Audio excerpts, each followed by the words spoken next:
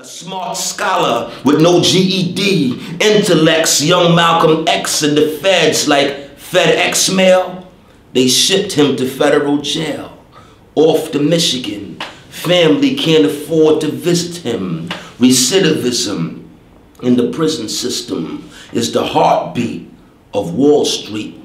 Private jails create profit sales. Every time you hear the bells on the clock, black males are the stock, like slaves on the dock. Now check this. Prison complexes in Texas decrease because of less entries, more exits. The state lost money, so what's next is go after the Mexicans, immigrants altogether. Arrest the guilty and innocent altogether. More cellmates to fill more bed space, if not they lose money. More dead weight is called capitalism. Hi, this is Yvonne Penn with Blackened Making It, Black Artists Making It Happen. Today we have with us MC and spoken word artist Messiah, most recently recognized by Black Enterprise and Soul Train, who's next, both for his artistry and his work in the community. He is also a 3-time winner at New York's Apollo Theater and was also a featured performer at the Washington, D.C. unveiling of the MLK Monument. Messiah, thank you so much for spending your time with us today. Thank you for having me. I appreciate the opportunity to be here with you today. For sure. You're most certainly welcome. And how are you doing? I'm doing excellent. How are you today? I'm doing good. I'm doing good. Okay, let's get started. So I know you and I have talked about how you got started with poetry, but why don't you share for everyone else when that first began for you? Yes, it was very young. It was at a very young stage of my life. My first time performing poetry, I was 8 years old on stage, and my mother is a performing artist, so I grew up in a household seeing her travel across the country, going to China, going to Africa, going to Jamaica, and coming back with all of these stories and experiences, and also seeing her rehearse for her shows. And when she saw I had a passion for writing, you know, she really inspired me to really nurture that. And she would bring me topics like, hey, read this article from Time Magazine, read this article from Reader's Digest. And after you read it, go write your perspective, like an op-ed. And, you know, it was just a thing I enjoyed doing, self-expression. And this was my second mother, right? My parents split when I was 4. And initially, I wanted to stay with my mom. And I would, you know, write poetry about how I felt when my father strong-armed the situation and said, you know, you come with me. And it would just be a place to really get out whatever I was holding within. Yeah. And at 8 years old, my second mom, she did a stage play in Annapolis, Maryland at this place called the Maryland Hall for Creative Arts. And she brought me on, and I shared a little poem. And it was actually a poem that she wrote, but it was integrated in the stage play, and I narrated it for her. So, and here I am today, still doing poetry. Oh, that's beautiful. Yes. So, and also, when did you first claim the title poet? I know for me, I never would have called myself that until I had my first creative writing class my junior year of undergrad, and I was in that class on accident. Right. And I knew I was a strong writer, but never considered myself a creative writer. And it was that professor who helped me to understand the ability that I had, and it was only then that I was comfortable enough to say that. So did you claim that right away? How did that? I was just a writer to begin with. Self-expression was also something that I held as a priority. So I wouldn't just write poetry, I would write essays. I came up around lyricists, so I would write raps. Sometimes I would write it in the form of poetry. And I think the title found me. It was something that I matured, and eventually people started referring to me, oh, Messiah, would you come do some poetry at our local Boys and Girls Clubs event? Or my grandmother would say, can you come out for family day at the church? You know, my grandbaby, he likes to write poems, and he has a talent for it, so can you do the poem at the family day? And eventually it became something that, you know, people started referring to me as, hey, Messiah, the poet. And I embraced it, but it came with time. And because I didn't feel initially that I was anyone significant to title myself in that type of way. I just wanted to express myself, and with time, you know, I think it found me. Yes. You know? Yes, it's probably the healthiest way for it to happen too. Yeah, absolutely, Yes. absolutely. Okay. Would you like to share some of the ways that you use your art to inspire change and positively impact the community? Absolutely. As writers, as poets, as artists, we've always been the voices for the community. We've been the people that the youth would listen to when they wouldn't listen to the politician or they wouldn't listen to the preacher. They would listen to the artist. And whether that message was one that's positive or negative, it would still spark the attention and gravitation of the youth. So it's so much power in the word that as I began to mature, I realized how much impact it withheld. And I realized that I had to really take on a very mature and careful approach in conveying that, because as a wordsmith, as a lyricist, you can either build or you can either destroy. Those are your two options. And I felt like, you know, we had a very linear voice, and that was based not on us, but on mechanisms and channels that conveyed our messages and would isolate what message they wanted to become saturated versus what message they wanted to remain at the back burner. So as I began to grow, I realized that, you know, I need to really not just narrate, but narrate in a way where I don't keep my people where they are, but I take them on a road to progression. But I also give honest truth about where we are, but also where we're from. Yes. A lot of us don't know our history outside of what our parents went through, what we were born into in this contemporary time. When you look at inner city communities and what came as a result of the crack era, something that was also instigated and placed into our communities. So I really felt like I needed to speak to my people because I come from the community, and I saw a lot of my peers fall victim to the community. So, and I wanted those on the outside to get a better assessment of who we really are. Why do these conditions happen? You know, why blame, you know, the affliction that's going on us? And if you want to tackle a problem in mathematics, you learn you always go to the root of the problem. So why leave it at the surface? So as an artist, as a writer, I always wanted to dig deeper. And I think I'm still finding my greater voice, because with time comes growth. And with growth comes, you know, greater evolution as far as getting closer to who you really are and to your craft, you know. So every day I'm striving to really listen more, not just speak and perform, but also listen and critique and analyze. And you know, that's one of the approaches that I love taking as far as, you know, my contribution to this thing called poetry, hip hop. This is a writer, it's a creative contribution. Yes, yes. I think you kind of touched on it, but I'll go ahead and ask the question anyway. Do you feel that artists have an obligation to shed light on social issues? Do you think it's something, well, what do you think about that? Obligation, I think that's a strong word, but I do feel like we do. I don't know if obligation is the word, but I feel like it should be natural.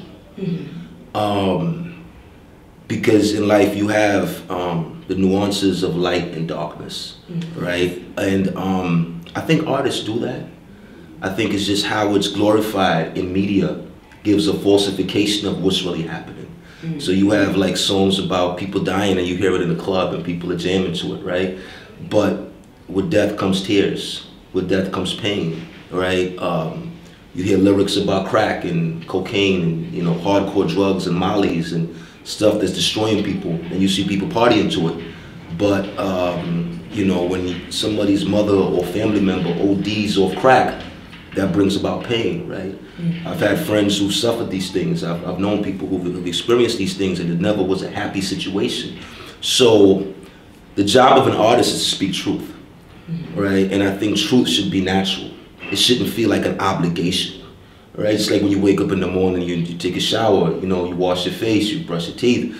You know, it's not an obligation. It comes with living, right?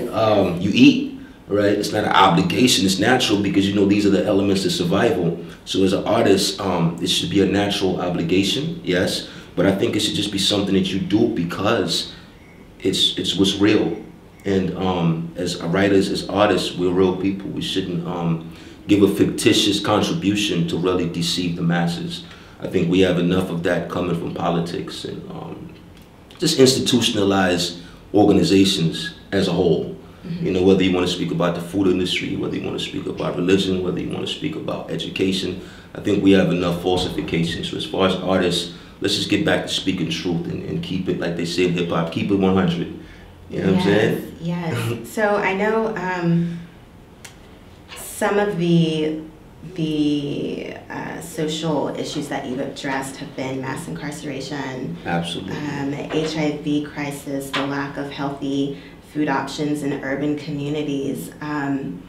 Is there any, they're all important, but out of the topics that you've addressed, are any one of those particularly close to you for any particular reason? Absolutely. I've spent a lot of time making a focal point out of the topic of mass incarceration.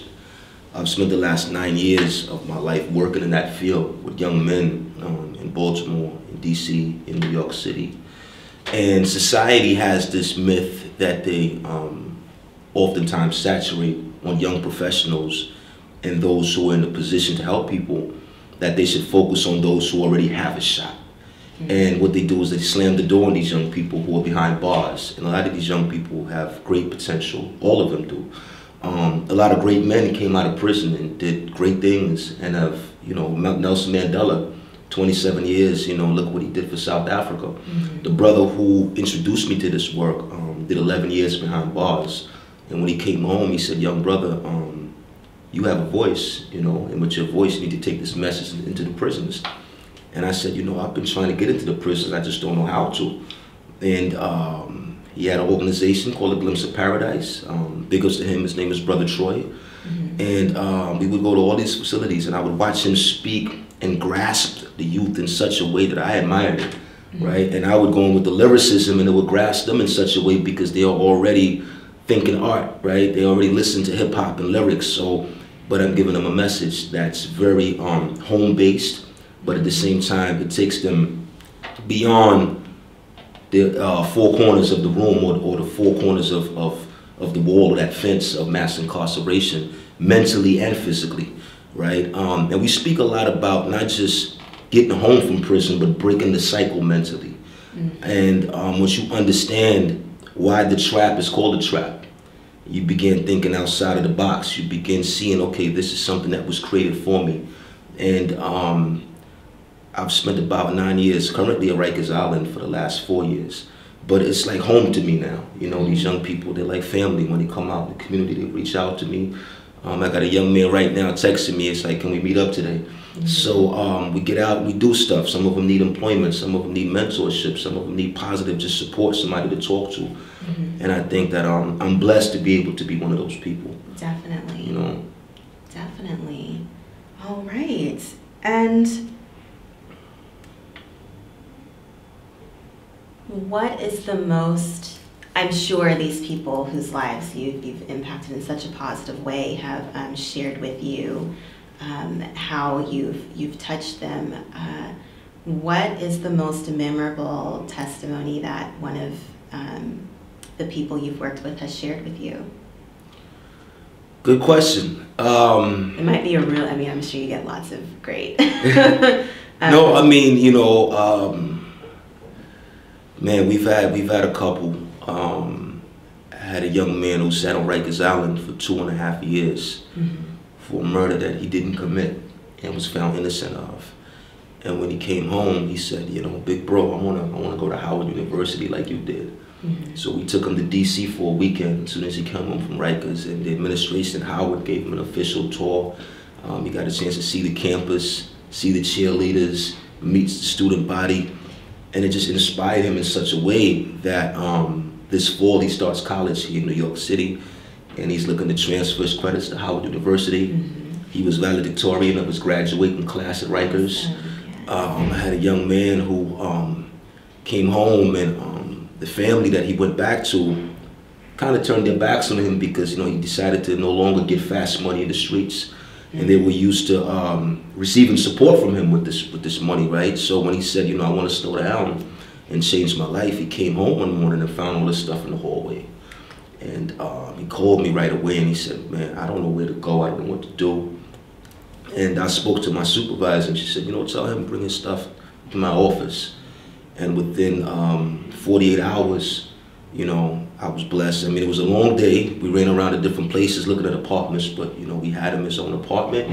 First month rent paid for, and he's still secure in terms of housing, and he's working. And, you know, so we have a lot of those success stories, but I don't, what can I say? I don't bask in them, because for every young person that you help, there's so many more that's coming in and need help. Yes. So you have to always focus on the next move, you know, and just make yourself available. It may not always be material support, but I think sometimes the wisdom that you're able to give someone can outlast whatever material or physical support you can give to them, you know. So it's a holistic approach. Yes. You know, I can get you the job, but if, you know, if you haven't, you know, began maturing and seeing life in a different way, you can get the job and ruin it. So we need to have these conversations about where we're going and the purpose of why we're going that direction, right? Because it's, you know, we live in a time now where everything is about right now, especially with young people. Everything is about the fast buck. It's about, you know, social media. It's about, you know, how quick can we make this happen?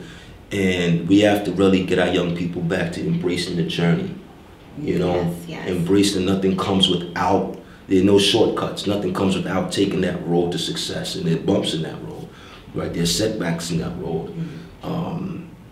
You know, there are unforeseen circumstances in that road, and you have to embrace it all, and that understand that that's what builds character. That's what makes men, right? And so the young men that I work with, we have those conversations, and they start thinking, you know. Not all of them may start doing simultaneously, but they get there, you know, and we just have to keep drilling it. Yeah. Yes. All right. And you engage audiences both through live performances and with videos. You have some videos that are out. What do you feel the benefit is that is to be gained from live performances that everyone should be able to experience? Well, live performances is organic, you know. People can feel you, they can sense you. It's more spiritual than looking at you from a computer screen or a TV, right? Eye contact, right? Being able to really embrace the elements and ambiance in that room, not just from those receiving, but as the artist outpouring, and really being able to feed off your audience, I think is something that has power, you know. So I think live performances is something I enjoy doing. I grew up on the stage, and sometimes I'm my happiest when I'm on the stage. Sometimes I could have a long, crazy day, and within 3 or 4 minutes of performing on stage, after I finish my first piece, I just feel relieved. So it's not just therapy for the listener, it's also therapy for the performer who's sharing and pouring it out. So, you know, I love the live performance aspect of the creativity and art. Yeah. I totally agree with you. Absolutely. I mean, you know, you're a performing artist, and Yes. I'm sure as an actress and everything that you do, I'm sure that you can relate. You know, it embodies the same elements. It is. To me, there's nothing quite like a live performance and being in the room with a performer, and even the people around you. I think it's so unfortunate that we're in an age and a time where a screen is, I hate to say more valuable, but gone to first before going to this place of community where you can gather with other people who may or may not be like you, and that's in itself is a learning experience. Absolutely. To be around people and get to know them, and then to share and partake in what is set before you, and for it to become a dialogue and a conversation. I think there's something beautiful about audience feedback to a sense of knowing that you're not alone, and knowing that we all share a common ground. Now, yeah, you can do that with a video, kind of, but it's certainly pales in comparison. It's a different level of engagement. Definitely. Right? Because with a video, you know, you chop it up, you edit it, you know, you can make it look a certain way, but it's nothing like the real thing. When people can look you in the eyes and say, okay, this is raw and uncut. Yes. You know, no filter, no. Yes. Literally, right? This makes me think about my friends and my classmates and I went to an open mic hosted by Fire This Time Festival. They do plays, but they also hold open mic nights. And that was, it had been a while, you know, I was into open mic when I was in undergrad, craving to go back so badly, when time allows at some point. But it was so great to be there, and just people poured their heart and soul out on the stage, and it was so cathartic. You know, people, you know, some things prepared, some things not, and just a place of healing. And I think that's so rich and valuable and important, and I think everybody should experience it. I agree. Yes. I agree. So, of all your poetry, what would your favorite line be, and why? I don't know. I don't know if I have one of those. You know, because I always say when people ask you what's your favorite poem or your favorite line, I call my poems my children, right? So it's almost like saying this is my favorite child versus, you know, because every line withholds a certain level of potency, impact, and purpose. Yes. And I have a lot of them. So I think it would be tough. It would really be tough trying to figure out like what that favorite line is, whether we're talking about something dealing with mass incarceration, or whether we're talking about the food piece, or whether we're speaking about love and self-appreciation. I really try to embrace and shed light on different colors creatively, and I'd have to think about that. That's a tough one. It is. I know it is.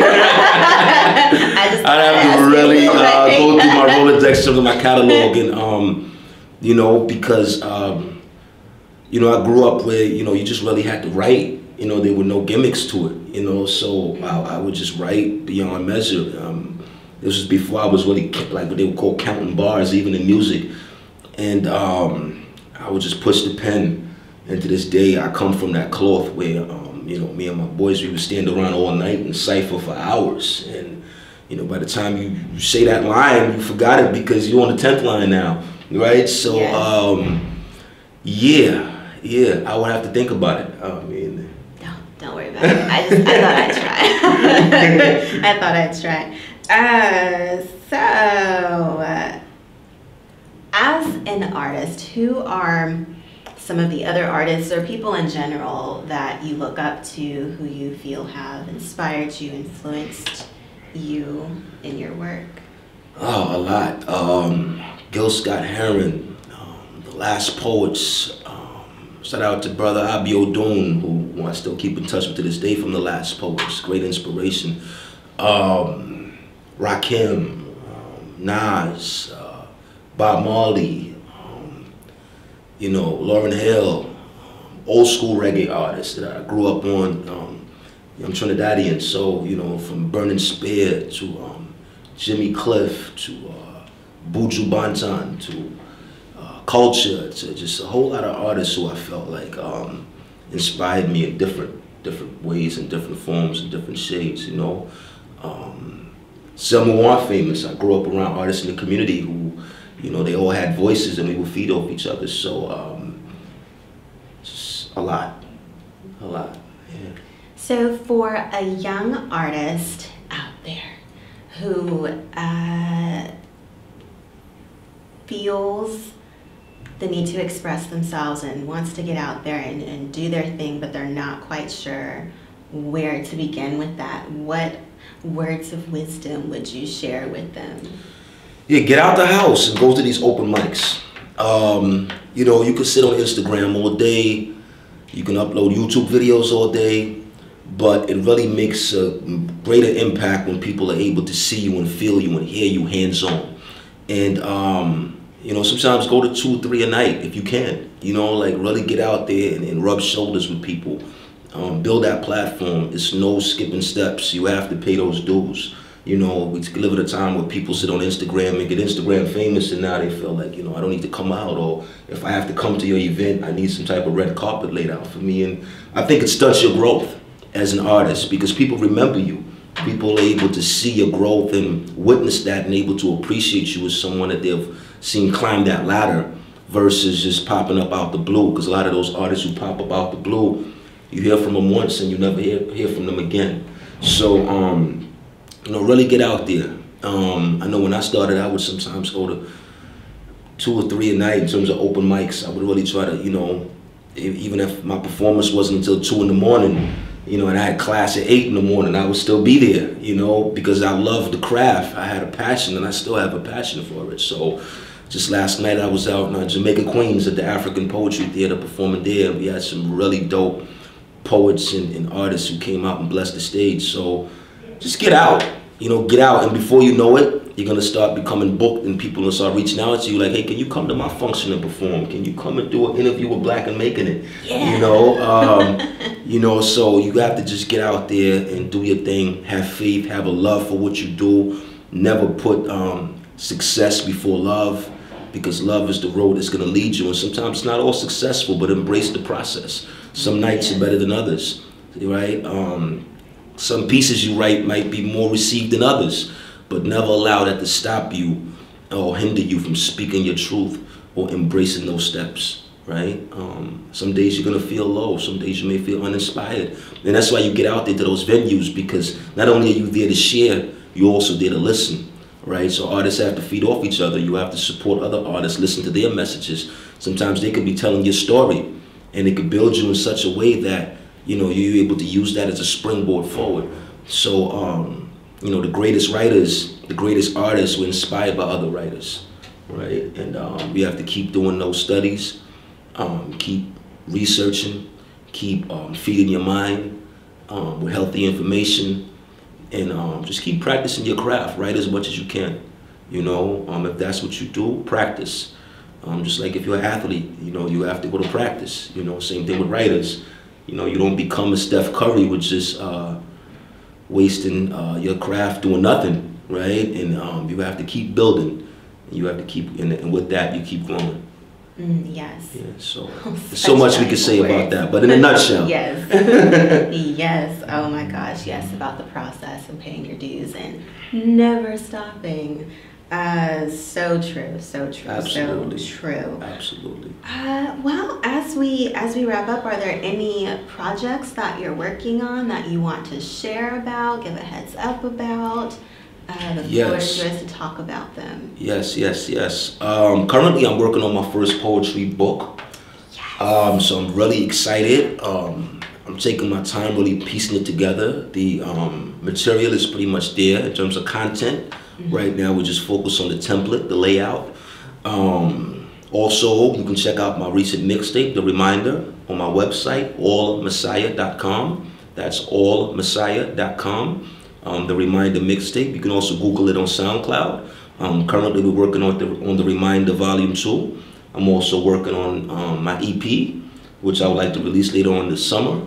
And so I have a few projects that's keeping my hands full. You can also check out my spoken word project we did with Live Jazz Band, Brave Boy Band. It's called The Mission Statement, Volume 2. That's also available online. So my website is pretty much the home for everything. So allmessiah.com, you can get the links to the other things. You could also sign up for our contact list so you know when the new book is coming out. You know when new projects and events are on the way. And yeah. Great. Yes. Great. Well, thank you so much again. Thank you. I've thoroughly enjoyed sharing this time with you, and you've shared so much rich information. So I know this will be well received and in good hands. Thank you for having me. Just want to say I have such a strong respect for, you know, a part of being a Black artist, making it happen is not just making your art, but using it to make a difference. And you certainly exemplify that in every way possible. Humble thanks, heartfelt thanks. I appreciate that. And the respect is mutual. You know, I appreciate your platform and what you're doing. In terms of independent Black media and giving artists such as myself the opportunity to share their stories and be introduced in different ways. So thank you for what you're doing. You're welcome. Well, that is all for this segment of Black in Making It. And until next time, have a great week. Peace. Brothers get caught up. Brothers get caught up for the cheese like a trapped mouse. At 15, he saw his first trap house. At 16, he pulled his first strap out. No home, he found shelter in juvie prisons, DC jails, Rikers Islands, new beginnings. Nubians who never knew what royalty felt like. Never wore his belt tight, so besides his pants, his gun was all he held tight. Life on hold, strong soul who became weak for his wants. I see him once a week, he been sitting for months. I go in to do my poetry workshop. The potency his words got can't be confined by all the police the world got. He told me he work out, his pop's a boxer. Pictures of Pacquiao on his wall. Just like him, he's powerful but small. How is a social worker supposed to nurture a child's dead spirit? Early murder, court order, life a living abortion, born from holy water like the river of Jordan. Now a cash cow to a prison who won't give him a portion. I tell him hold his head. Without the army, he's a soldier. At times his arms get too heavy for his shoulder. The burden his mom's carried like a boulder. Every day he's getting older. Just had a birthday. Group programs. He got an A on the survey. Never been dumb. Though his literacy level is below sea level. Caught up in the beast, the devil. Eyes on fire beneath the tea kettle. Now he's 18. Release date dreams. It's about time. Thought he was free till the gatekeepers gave him adult time. When will the bulb shine in this dark hour? In his bloodline, his star power. No BET, a smart scholar with no GED. Intellects, young Malcolm X and the feds like FedEx mail. They shipped him to federal jail. Off to Michigan. Family can't afford to visit him. Recidivism in the prison system is the heartbeat of Wall Street. Private jails create profit sales. Every time you hear the bells on the clock, black males are the stock like slaves on the dock. Now check this. Prison complexes in Texas decrease because of less entries, more exits. The state lost money, so what's next is go after the Mexicans, immigrants all together. Arrest the guilty and innocent all together. More cellmates to fill more bed space, if not they lose money. More dead weight is called capitalism. That's why we face capital punishment 40 years after in prison. Verizon stocks rising from collect calls, leeching the life behind these dead walls. In this game of debts and debtors, some met some mentors. Men torn from the thorns of crooked judges. Nickels a day for cooking lunches. Hundreds of push-ups, hooks and punches. Abundance of prayers and books from pundits. Keep his mind clear, refuel, seeking renewal. In cuffs, he's a jewel in the rough. From the streets where life beyond 18 is iffy. More black men in jail than slaves in 1850. Now seriously, look in the mirror, see, and tell me that's not a conspiracy. Cocaine, the color of white supremacy, while crack rock equal black when the latch lock is frightening. White men doing powder come home in an hour. Black man rocking a hard place, turn bass into hard rock, sitting San Quentin and Comstock. Every night, he writes from a lonely cell, like Etheridge Knight, the poet who married Sonia Sanchez before the death of his life. My brother Troy did 11, got his life right, now he's a legend, pledging to elevate the state of his brethren. My cousin locked down right now, doing beyond 40, talking like he'd be home shortly. That strength at its best. A weight no man can bench press. Not weight as in lifting bars and dumbbell, but weight as in patience, living behind bars in some cell, compelled to kneel, seeking the Lord for approval, keeping it real. He swore to be truthful. Your Honor, will you appeal this order of removal? Order of removal.